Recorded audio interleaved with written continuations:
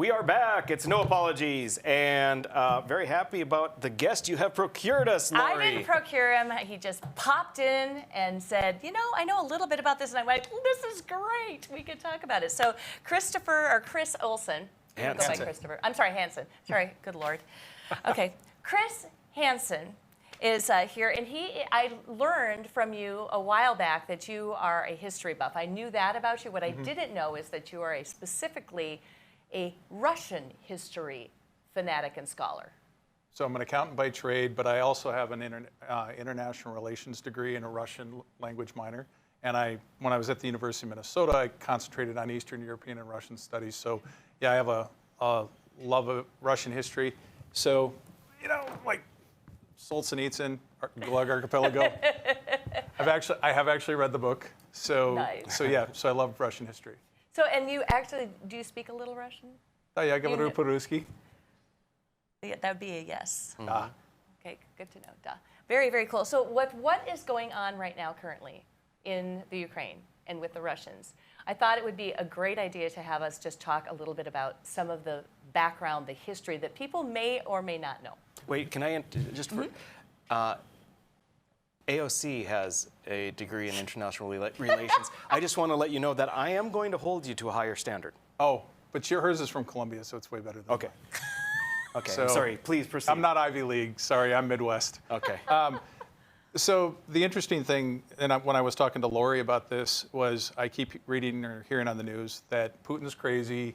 There's no logic to this whole thing, and from when I'm reading about this, that kind of makes me crazy because, you know, they compare him to Hitler and everything else, and yeah, Hitler lost his mind and he was drug-addled and everything, but in his mind, he had a plan, he had a goal, he set out to do something. He had a reason for doing what he did. So to me, when I hear people say so-and-so is crazy, it strikes me that they're not doing their work and they're not figuring out what's he trying to accomplish, why is he doing what he's doing, what's his end game, how can we stop it, and that sort of thing. So that's the thing that really made me want to dig into this, and obviously having a background with it. Well, made me wonder, compelling. too, when you said, too, and I have heard that Kiev was the original Russian, right? That was the original capital, so that's what they're like, we really want to get, that's what they say on the media. This is the real stuff. So a lot of this is old history, 800, 900. So the Russians, this is from the Russian standpoint, the Ukrainians have a different perspective on this, but the Russians look at this like Rurik was a Swedish or Danish Viking, and a lot of the Vikings came down the rivers of Russia and then ended up going to like what's Constantinople or Istanbul now was the Eastern Roman Empire. They were the Varangian Guard, but they settled a lot in this area, and Rurik was ostensibly the first king of the Rus, and then the tribes around that took the name of the Russia from the Rus. And Kiev, the way the Russians look at it, there's 3 capitals of Russia. The first one was Kiev, and then over time Muscovy grew up, and like Ivan the Terrible and Ivan Veliki, and that was Moscow. And then the third capital was St. Petersburg by Peter the Great, also Peter Veliki, because in Russian, terrible and great mean the same thing, and which tells you a little bit about the Russians on things. So the Russians like their strongmen. They've had to fight for everything throughout history. They've had to fight against the Mongols and such. So the Russians are a really incredibly tough, hard-headed, brutal people. And so when you look at the history, the Russians look at the other thing, like the name, the Ukraine. So you don't say the America, the Germany, the France, the England, right. But typically people say the Ukraine. That's true. And in Russian, Ukraina means on the edge, and it translates as borderlands. So when they say the Ukraine, it's the border. The borderlands. Basically, it's like us with the Wild West or something like that. The Wild West, right. So when you look back at the history, we have a real interesting connection in North Dakota because in the late 1700s, Catherine the Great, who was a German princess, became the Tsarina of Russia. And she had all the Cossacks and the Turks down in the Ukraine, down in that area in the south by the Black Sea. And she brought all her German cousins in and brethren in to kind of try to civilize that area and then build all their towns and farm and everything, and basically trying to drive the Cossacks and all the steppe people, the horsemen, off the land there. So we actually have a background with it, and the Russians, in good form, tended to steal their grain and burn their cities and stuff like that. So in the late 1800s, most of those people moved to North Dakota. Okay, like we're getting out of this. We're just going to go to the hinterland. Well, yeah, I mean, it's a similar type of environment. Actually, it's probably a little nicer there than here, but so we have a long history there. So the interesting thing about it is that, so when they say, well, I see on the map saying not Russia, not Russia, not Russia, not Russia. Well, the Ukrainians have a long history. They were part of the Russian Empire for a couple hundred years. Let's take a look really quick of a map. Sure. I had this map so that we would be able to look at it and see over there, there's Ukraine, there's Russia there too. Now, if we go to the next map is even drilling down a little bit closer so that you can see what you've got there too. So you can see the capitals there of Kiev, where it is, which is in the Ukraine, and then you've got Moscow in the middle there, and then up a little further, you've got St. Petersburg. So you can see that they're actually not all that far away from each other. Well, and you can see too on the map that, like the western demarcation lines there on the bottom. But look at, like, if you look at the western part of the Ukraine, that used to be parts of Poland and stuff. So the borders, after World War II, the Russians moved all the borders east. So that a lot of these borders have moved around too, and it's mostly centered. There's different parts of the Ukraine as well, and you can barely see those lines on there. You can see those two lines there. That's North Dakota and South Dakota, right? That's so it'll give you an idea of where we're at as compared latitude-wise. So the point, I guess, the point on the whole thing is when the Russians talk about the Ukraine, is they call them like their little brothers and things like that. And there's been this, even before we had the modern identity politics and everything. When you look at nationalism, didn't really start to happen until maybe the 1800s with Otto von Bismarck. But before that, people spoke the same language. The major difference the Ukrainians and the Russians had was that Russia's Orthodox Christian and the Ukrainians are predominantly Catholic. And that's been the major thing, identity difference on things. But they've gone back and forth where the Russians would control them and only let them learn Russian in schools. And basically they've been trying to assimilate them for a long time. But the religion really kind of kept a difference. Sure. And so then only in like the 90s with the fall of the Soviet Union did the Ukrainians get their independence again. And as we can see now, where we have a lot of like the Facebook and a lot of the social media where it becomes very tribal. Well, they've been really, really pushing the Ukrainian identity as unique from the Russians, and the Russians obviously don't like that. And so the other thing too is Russia, because they don't really have any natural barriers, has always kind of pushed out to try to create a buffer. So that was the Eastern Bloc, the Warsaw Pact. They had all these countries that basically were going to take the brunt of the pain if NATO ever went to war with them and stuff. And so they've always tried to establish these boundaries away from the heart kind of thing. And so when you look at the map of the Ukraine that you put out there, you can see where that's in like the underbelly of Russia. So a lot of what he's trying to do now is trying to, quote unquote, reestablish his natural borders. And it doesn't mean he's good at it or that he should do that. It just means this is kind of what Russia's always done. Tell us a little bit more. How did we get to where we're at? So the Soviet Union was formed out of World War I. Another great book, by the way, World Undone, which if you ever want to read a good book on World War I. So anyway, the Communist Revolution happened in 1917. Formed all the Soviet Union. They fought against the Germans in World War II. We had the Cold War after World War II.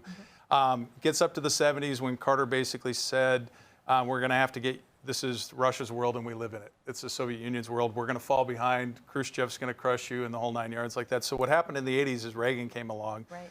And Reagan had a lot of the former World War II vets that were part of his group, and they said, we can beat the Russians. He thought they were the paper tiger a little bit.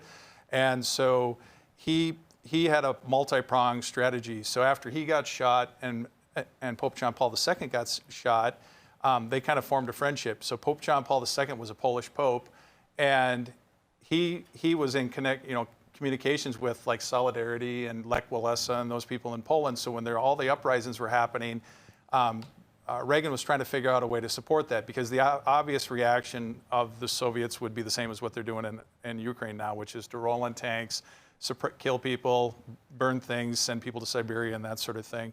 So what he did is a couple of things. A, he started to deficit spend on defense and really built up the defense. And if everybody remembers the movie Star Wars, well, they talked about their defense initiatives were Star Wars. And the Russians got super intimidated by that and felt like the Americans were getting way ahead of them in technology.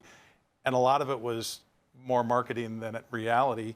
But the other thing that pertains to now is that he met with the king, the Saud, family of Saud, and basically gave them a carte blanche that we'll always back your family in Saudi Arabia.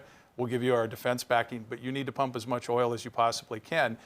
And what happened was it drove down the price of oil, which was the chief way that the Russians or the Soviets were able to get hard currency. The Soviets needed hard currency because at that time, under communism and socialism, they couldn't feed themselves. So right now, Russia and Ukraine are some of the biggest exporters of agricultural goods in the world. But at the time, they couldn't feed themselves, so they needed hard currency to be able to buy food for their people, or people were going to starve and riot. Well, so what happened was, since they didn't have hard currency, we were giving them grain credits and selling them grain. And basically, the Reagan administration said, you know, when they're holding elections with Solidarity, he told the Russian Red Army and said, if you moved into Poland, we're going to cut off your grain credits. Well, the Russians said, well, if that happens, we're going to have riots in our country.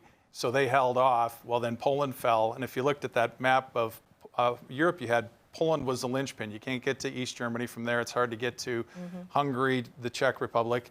And, you know, in the past, the Red Army had rolled them in. So what happened is when Poland basically elected the Solidarity government, like Walesa, the rest of Europe blew up on them, and pretty soon thereafter, Russia fell apart. So, so that's kind of the end of the Soviet Union. That's what we did there. And Russia is.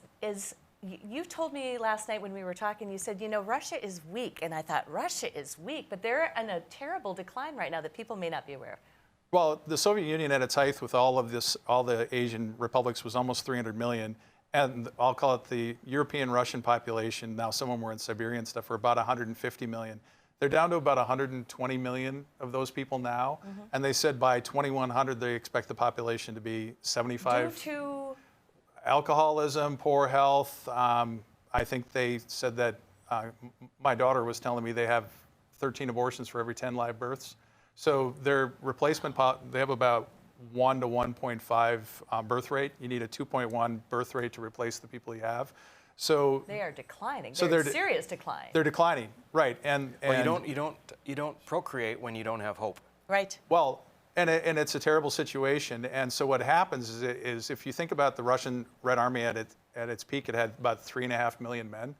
And they're having a hard time mustering 250,000 men to go into the Ukraine right now. So this is not them from strength that they're doing this. This is from weakness. They're the dying dog, and they're trying to basically trying to recreate the Russian Federation or their old borders before they are too weak to do it. Well, Russia needs defensible borders because this is basically their last chance to. Well, their last hurrah. They think they need them. We don't necessarily think they need them, but they think they need defensible borders, and it's part of their mentality that they want that buffer. They want that distance between them and who they perceive as their enemies. Right. So. Meanwhile, China. Okay, so I mentioned the World War I book. There was an interesting thing in World War I where the Austro-Hungarian Empire was called the sick man of Europe, but it was the area of Austria, Hungary, Czech Republic, Romania, parts of Yugoslavia, and they were like the Habsburg Empire. They were this old empire, and they were in decline, partially due to nationalism, and they ended up forming a coalition or an alliance with the Germans. And the Germans at that time under Otto von Bismarck were united all the German principalities, turning them in from Swabians and Saxons and Bavarians into Germans. And so he was beating the drum of nationalism. Well, what ended up happening is when Archduke Ferdinand got killed by a Serbian in 1914, right. Austria-Hungary declared war on Serbia and couldn't beat him. The Russians came in, attacked. Germany started, and this whole thing started World War I. So in this situation, Russia wouldn't have done what they did if China didn't basically say, we've got your back. And so then they had to know what they were up to, but I think they thought they would go in and they'd do something quick and they'd get this over with. But China, China had an empire. The Qin Empire was like in 3000 BC. So the Chinese aren't stupid. They've been at this game for a long time. So they're not going to get sucked into World War III and have everything. This is not the right time for them to do things. So Russia's in a tough position right now. I know it doesn't seem like that, and they are by far the bad guys, but they're doing this out of weakness.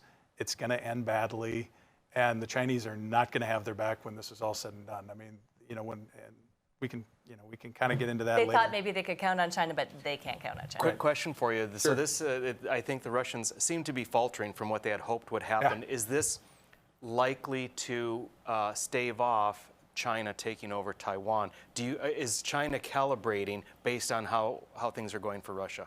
Well, everybody always is. By the way, if I have to put up the third book, Henry Kissinger, Diplomacy. Yeah, everybody's watching. Everybody looks at this stuff. One of the interesting things is that the Ukrainians are using some of the Turkish drones that the Turks helped the Azerbaijanis use against Armenia recently, like a year or so ago. And so they're taking $1 million drones and they're blowing up $30 million tanks. So, Wow. The war's kind of gotten asymmetrical. We found that out in Afghanistan. Massive armies don't conquer things anymore. So they've got that 40-mile long convoy going in there, and it seems like they're getting pretty backed up. I'm wondering when we're done with this conflict, do they leave with more territory than they started? Do they take Donbass? Yeah, the Donetsk Basin, the Donbass region over by the Don River, right? Honestly, I thought all this was from the beginning that Putin was going to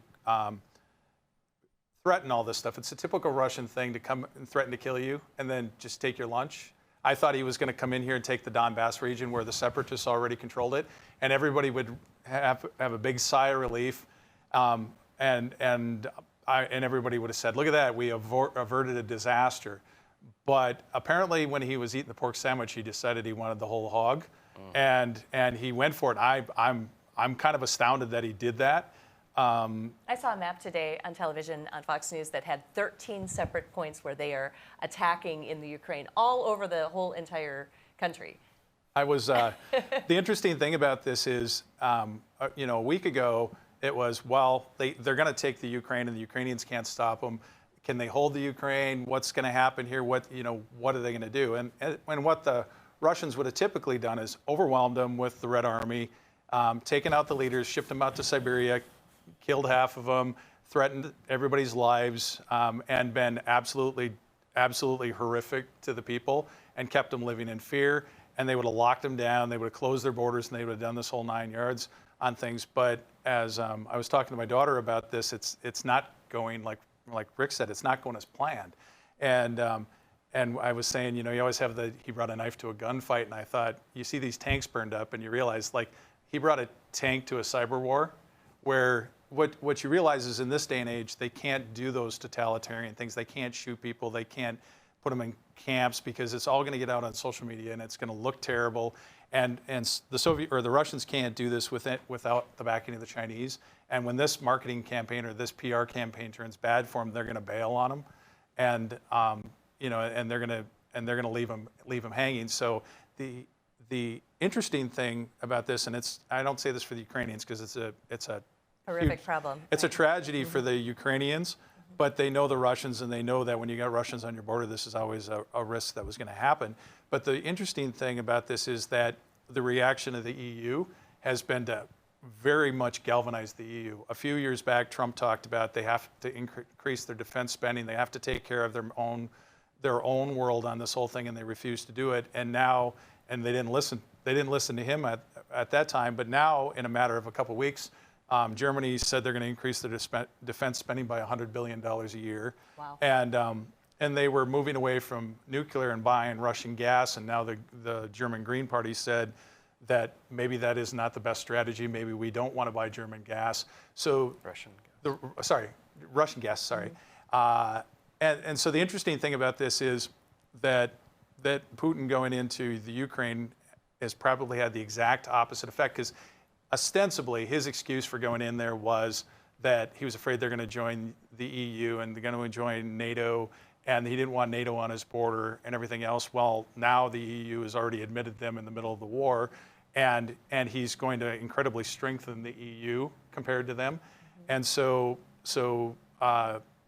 and now I'm looking at this, and I don't know that they can take the Ukraine, because you can see these columns of tanks getting burned out, and they're using some of like the Turkish drones that Turkey used with Azerbaijan and Armenia, and you're destroying a $30 million tank with $1 million drone. In addition, you've got the Ukrainians who are fighting back and Farmers hecka good. And you have farmers burning missile defense systems and things like that, which is kind of an amazing thing to see. I mean, the world's kind of gone asymmetrical, where a 3.5 million man army it can't do what it used to. I mean, it didn't work for them in Afghanistan. Everybody's got cameras now. Well, and you have one guy sitting on a hill calling in missile strikes on a line of tanks, and so the Russians grossly miscalculated this whole thing. I think they thought their military was going to be stronger than what it was. A lot of those guys were not told they were invading, so the morale's not high. So, wow. So the interesting thing about this is, I keep saying interesting, and that's a bad word, but the compelling. The compelling thing about this is that what he hoped to accomplish and what he's going to accomplish is the exact opposite. So I will say that in 6 months' time, I would not be surprised to see, like Medvedev, they're going to have some sort of quote-unquote coup, and Putin's going to go out of the public sight, and he's going to go off to some Central Asian republic someplace on a dacha, and you're never going to hear from him. He's going to be like Napoleon going to Elba, and the Russians are going to say, we got rid of this bad guy, we're the good guys now, we never wanted this whole thing, and the European Union's going to go in and rebuild the Ukraine. They're going to be the darling now. They're going to try to build their economy back up, and probably 20 years from now, they'll probably be one of the wealthier countries in the European Union. I mean, this is it's like Germany after World War II rebuilding the destroyed economy. So the ironic thing for Putin is what he is going to accomplish is the exact opposite of what he wanted to, what he set out to do, I think, when Fascinating. it was all said and done. I Sure. love that. Is a bold prediction. It is. I love it. And I have to say, it sounds And it's exciting. very I love logical to me also, because you're right, he is doing exactly the opposite, and that's what happens when you don't predict all of the technology stuff that's part of it. Like you said, he's back doing the traditional, this is what we need to do. He's KGB. Yeah. Yeah. Well, right. He's 30 years behind on his strategies here, and I was kind of surprised they didn't try to just stage some sort of a coup or buy off an opposition. Like I said, that I thought he would take those rebel provinces and say, I'm here to protect them against the Ukrainians, and just kind of sit and wait a little bit. The other thing that I was reading about was after they went into Crimea, that a lot of the sanctions that they had from 2014 said it had lowered their GDP by 25%. So we already had a lot of sanctions in place, so we're buying oil and gas and that sort of thing. And in this situation, I would have normally said, back in the 80s, basically, they pumped a lot of oil to drive down the price of oil. So the Russians were still selling oil. They just weren't making as much money off of it. In this situation, I would have said, well, what we should do is pump, because then it's not going to hurt our gas prices. It's going to drive down gas prices. The Europeans are going to pay less for energy. However, we've curtailed so much of the production that I don't think that's an option now, and you have to cut the Russians off from their hard currency. And wars are expensive, so we're probably going to be in a situation where we're going to have to put sanctions on them, because we're still buying oil from them. Right. So if if all of a sudden we cut 1 million barrels a day out of things, it's going to drive up our price of gas to $6 a gallon, something like that. And we're going to have some pain here. But if the Ukrainians are suffering like that, I guess that's a small price for us to pay, kind of in solidarity for them. It's better than sending memes over Facebook, I guess. And if gas prices go up even remotely that high, maybe Biden will relent and allow federal leasing and Keystone, et cetera. So, Chris, thank you. You're welcome. No, Yeah. I just really you. appreciate all of this. this was fascinating. It was Thank you for having phenomenal. me. Yes, Appreciate and I appreciate all of the tons of information. I got it all rolling around my head.